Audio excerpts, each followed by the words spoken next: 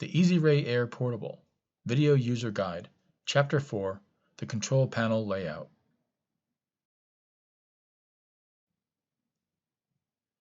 In this video, we'll identify and understand the icons and how to access the features and functions of the EzRay Air Portable. Notice, please review the recommendation as it relates to this video user guide and the complete user manual.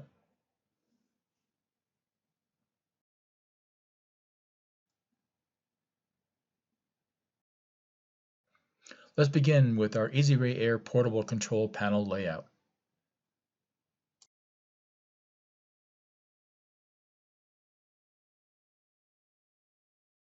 We'll start at the top of our control panel where we see our fixed kilovolt and milliamp settings. Below that, we have our exposure time settings. To the left, we have our setting between child and adult. To the left, we then have our battery indicator, our set button, which will allow us to change our default settings, our speaker at the very bottom of our control panel.